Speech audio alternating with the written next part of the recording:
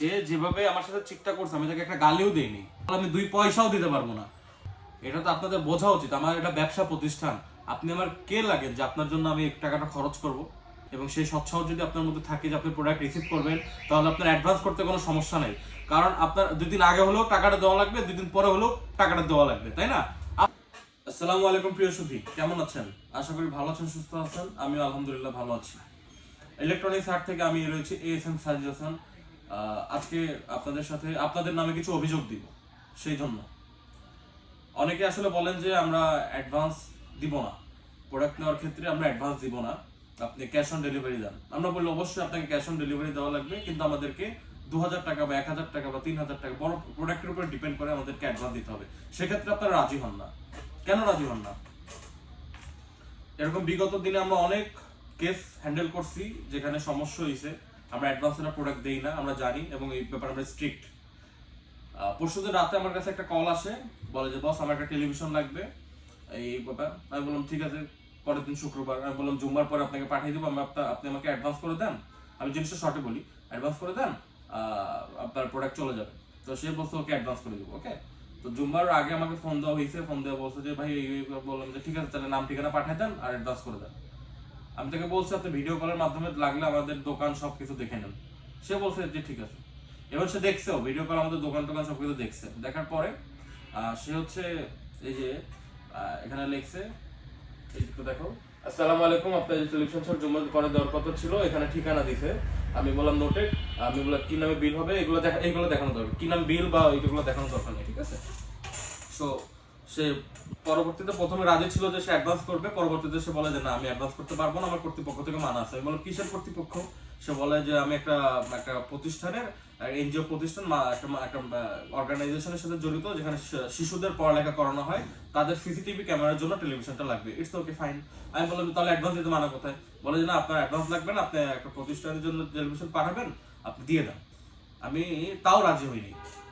তারপরে সেই ব্যক্তি আমাকে খুব রিকোয়েস্ট করার পর শ্রুতিতে আমি তাকে বলেছি ঠিক আছে আপনাদের এখান থেকে একটা মুসলেকা আমাকে দিয়ে দেন যে আপনার টেলিভিশনটা অ্যাকসেপ্ট করবেন, অন্যথায় আমি যে কোনো আইনি ব্যবস্থা নিতে পারবো। তো সে ভদ্রলোক বলছে ঠিক আছে। এবার একটু নিচে নামো, এখানে দেখো, এই যে এখানে ওইটা কি প্রতিষ্ঠান এটা দেখানোর দরকার নেই। এখানে সে আমাকে মুসলেকা দিছে। মুসলেকাটা ছিল এই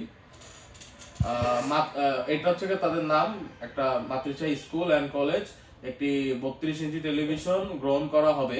সেই গ্রহণকৃত টিভি এই প্রতিষ্ঠান, এই নামটা দেওয়া দরকার নেই, স্কুল অন্তর্ভুক্ত কর্তৃপক্ষ সরাসরি গ্রহণ করবে, এতে কোনো প্রকার সন্দেহ নেই। এইখানে হচ্ছে গিয়ে দেখেন সিগনেচার সহ সিল দিয়ে দেওয়া হয়েছে, ওকে। তো যাই হোক, এই এই প্রতিশ্রুতি রক্ষা করার জন্য আমি প্রোডাক্টটা তাকে পাঠাইছি, রাতে প্রোডাক্টটা পাঠাইছি। আমার লোকটা যখন গেছে, যাওয়ার পরে সেই ব্যক্তি বলে যে আপনি কেন জিমেল সেট আপ করে আনেন নাই? আমি বললাম যে ভাই আপনার ব্যক্তিগত জিমেল আপনি দিবেন, আমার জিমেল দিয়ে আমি কেন আপনার টিভি সেট আপ করবো? সে বলে যে না আমার জিমেল আমি 2 লাখ টাকা দিয়ে সিঙ্গার টেলিভিশন কিনছি, আমার জিমেল টিমেল সব করে দিছে। আমি বললাম আপনি 5 লাখ টাকা দিয়ে টেলিভিশন কিনেন, সেটা আমার দেখার ব্যাপার না, আপনি প্রোডাক্টটা গ্রহণ করেন, আমার প্রোডাক্টে কোনো ঝামেলা নেই। সে বলে যে না আমি প্রোডাক্ট গ্রহণ করতে পারবো না, সেক্ষেত্রে আপনাকে অবশ্যই তো তার সে জিমেল দিতে পারতেছে না, তো তার ব্যক্তিগত জিমেলকে আমি দিয়ে দিব। তো ঠিক আছে, দ্যাটস ফাইন, ওকে, আমি তার জিমেল দেওয়ার ব্যবস্থা করে দিচ্ছি। আমার লোক দাঁড়িয়ে থেকে জিমেল দিয়ে দিবে। আমার স্টাফকে আমি ফোন দিলাম, এই তুই জিমেলটা কানেক্ট করে দিয়ে আয়। তো পরবর্তীতে সে যখন জিমেল কানেক্ট করতে গেছে, সে খেয়াল করছে, সে আমাকে এসে বলছে যে বস আমি যখন জিমেলটা কানেক্ট করতে দিছিলাম, তারা কি করছে ওয়াইফাই তারটা খুলে ফেলছে। তারটা খুলে ফেলে পরে বলে যে আমাদের ইন্টারনেট চলে গেছে, আজকে আর হবে না, এটা হচ্ছে একটা শিক্ষা প্রতিষ্ঠান, আমরা আপনারা আসবেন দেখে খোলা রাখছিলাম, আজকে হবে না, আপনি চলে যান, কালকে সকালবেলা আবার আসেন। মানে ঘুরে পেঁচে সে প্রোডাক্টটা রিসিভ করবে না, তার তাল বাহানা। তো পরবর্তীতে আমি বললাম যে ঠিক আছে বুঝতে পারছি, আপনি প্রোডাক্ট আপনার আর নেওয়া লাগবে না, আপনি আমাকে ডেলিভারি চার্জটা অন্তত দিয়ে দেন, আমার যাইতে যাইতে প্রায় 500-600 টাকার মতো খরচ দিতে, সেটা আমাকে দেন। সে বলে যে না আমি 2 পয়সাও দিতে পারবো না। ঠিক আছে, প্রথমে তার কথা ছিল যে প্রোডাক্টটা নিবে, তো পরবর্তীতে সে আমাকে বলছে যে ঠিক আছে আপনাকে কোনো আমি অগ্রিম টাকা পয়সা দিতে পারবো না, আপনি পরবর্তীতে কালকে সকাল মাল নিয়ে আসবেন, আমি সেখানে সামঞ্জস্য করে 100 টাকা বেশি লাগলে দিয়ে দিব। তো আমি দেখলাম যে একটা প্রতিষ্ঠান সবকিছু ওকে, আমি সে আমার সাথে দ্বিতীয়বার এটা 2 নম্বরই করলো, বাটপারি করলো। প্রথমে সে আমাকে অ্যাডভান্স দিতে চাই, অ্যাডভান্স দেয় নাই। দ্বিতীয়তে আমার লোক গেছে, তারপরে কাহিনী করলো। পরে যখন আমার মাল নিয়ে চলে আসতেছে, আসার পরে এই ভদ্রলোক আমাকে এই হোয়াটসঅ্যাপে ভয়েসটা দিতে, শোনো। ওনারা অন্য থেকে শোরুম থেকে একটা টেলিভিশন নিয়ে নিছে নাকি? এখন আর দরকার নাই টেলিভিশনটা পাঠানোর। সরি ভাই, আমি তো এখানকার অফিস স্টাফ, আমি তো কাজ করি এখানে। অনেক সরি। ওরা নাকি এখন ওই দুই ভাই দ্বন্দ্ব করে এখন নাকি আবার টেলিভিশন নিয়ে আসছে। আমার পক্ষ থেকে সরি, আমি কথাটা রক্ষা করতে পারলাম না, সম্পূর্ণ সরি। এরপর আমি কি ভয় দিতে দেখো। এটা ভাই আমি ওই সময় বুঝতে পারছি ভাই, সমস্যা নাই। আমার কয় টাকা গেছে? আমার 600 টাকায় গেছে। আমি ভাই ব্যবসা করি ভাই, কোটি কোটি টাকার ব্যবসা। আমার 600 টাকা আমার গায়ে লাগবে না। আপনার ঠিকই ভাই 600 টাকা দাবি আমি রেখে দিচ্ছি, বুঝলেন না?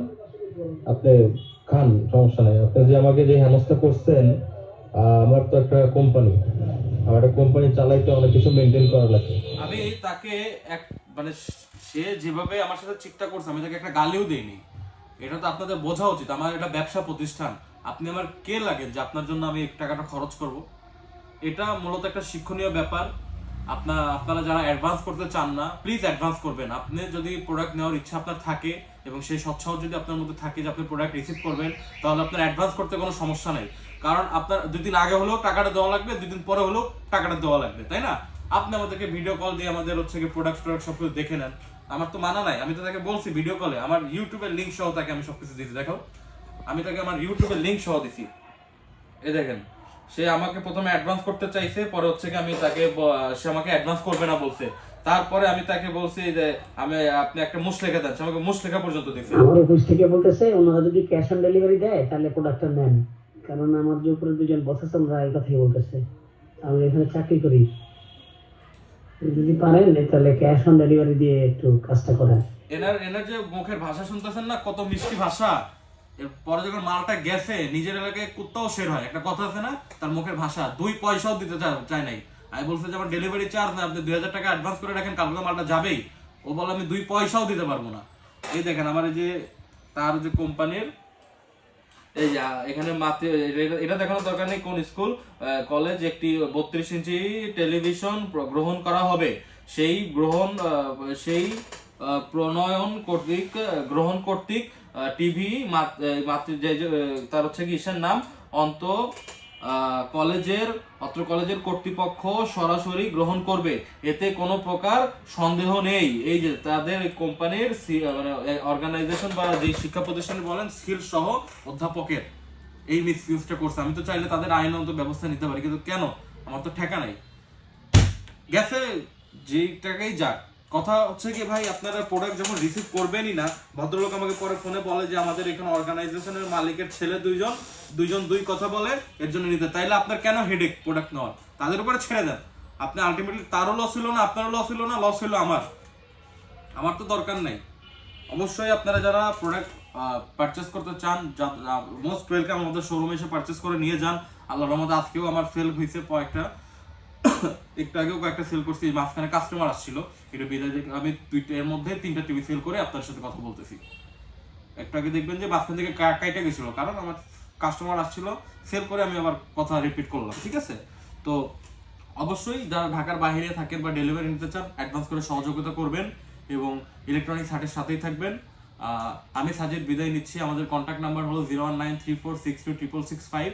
আমাদের সব অ্যাড্রেস হলো কি Mirpur BRT office, Mirpur 13 BRT অফিসের অপোজিটে যে ওয়াশার রোড, ওই রোডের 9 নম্বর লাইনে। এই কি আমাদের শোরুমের লোগো, আর এই কি আমাদের প্রপার ইনফরমেশন। এখানে একটু তাড়াতাড়ি করে রাখেন, নাম, ঠিকানা, অ্যাড্রেস সব প্রপারলি নাম্বার সহ দেওয়া আছে। তো আসেন, এই যে এখানে আমাদের নতুন স্টকে চাইনিজ টেলিভিশন কিছু ঢুকছে। অনলি আমাদের 10,000 টাকা থেকে 32 ইঞ্চি টেলিভিশন শুরু। দেখেন, আমি এখন শোরুম কিন্তু দেখাইতেছি। আমি আমাদের ইউটিউব চ্যানেল, আমাদের ওয়্যার হাউস গোডাউনের ভিডিও আছে, দেখে আসবেন। এই ভিডিওটা আমি সবাইকে দিব, এর একটাই কারণ, অ্যাডভান্স ছাড়া আমরা ঢাকার বাইরে মাল পাঠাই না, ঢাকার ভিতরেও পাঠাই না।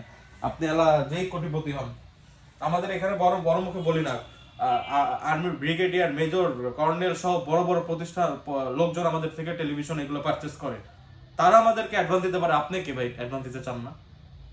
সবাই ভালো থাকবেন, সুস্থ থাকবেন। আসসালামু আলাইকুম।